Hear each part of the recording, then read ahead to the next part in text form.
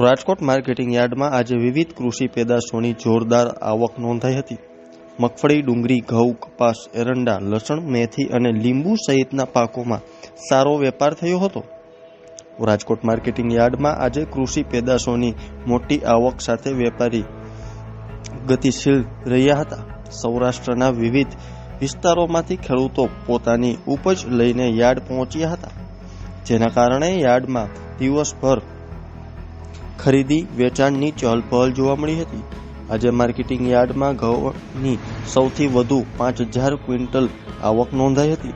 ઘઉંના ભાવ 410 થી 540 રૂપિયા પ્રતિ મણ બોલાયો હતો. ઉનાળાની સિઝનમાં ઘઉંની સારી આવકને કારણે વેપારીઓએ ગુણવત્તા મુજબ ખરીદી કરી હતી. ખેડૂતો માટે ઘઉંનો વેપાર સંતોષકારક માનવામાં આવ્યો હતો. રાજકોટ માર્કેટિંગ યાર્ડમાં કપાસની આવક આજે 840 ક્વિન્ટલ થઈ હતી.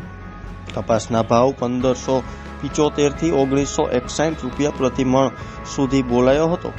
કપાસના સારા ભાવને કારણે ખેડૂતોમાં ખુશીનો માહોલ જોવા મળ્યો હતો. વેપારીઓએ જણાવ્યું હતું કે ગુણવત્તાસભર કપાસને સારો પ્રતિસાદ મળી રહ્યો છે. એરંડાની આવક 900 ક્વિન્ટલ નોંધાઈ હતી. એરંડાના ભાવ 1,160 થી 1,280 રૂપિયા પ્રતિ મણ રહ્યો હતો. ઔદ્યોગિક ઉપયોગને કારણે એરંડાની માંગ યથાવત રહેતા બજારમાં સારો વેપાર નોંધાયો હતો. શાકભાજી અને મસાલા વર્ગની ઉપજમાં પણ સારો વેપાર થયો હતો. લસણની આવક 1,200 ક્વિન્ટલ થઈ હતી અને તેના ભાવ 815 થી 1,575 રૂપિયા બોલાયો હતો. લસણના ભાવમાં ગુણવત્તા પ્રમાણે મોટો ફેરફાર જોવા મળ્યો હતો. સારી ક્વોલિટીના માલને ઊંચા ભાવ મળ્યા હતા. મગફળીની આવક 1,000 ક્વિન્ટલ નોંધાઈ હતી. મગફળીના ભાવ 1,220 થી 1,660 રૂપિયા એક મણના બોલાયા હતા.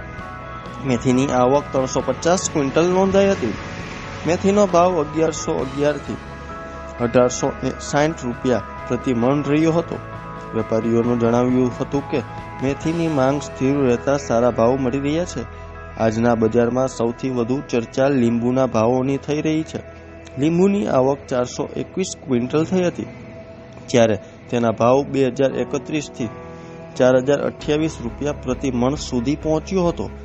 ગરમી વધતા લીંબુની માંગમાં વધારો થતા ભાવોમાં તેજી જોવા મળી હતી. યાર્ડમાં ડુંગળીની આવક 3,096 ક્વિન્ટલ થઈ હતી. ડુંગળીના ભાવ 160 થી 260 રૂપિયા ખેડૂતોને મળ્યા હતા.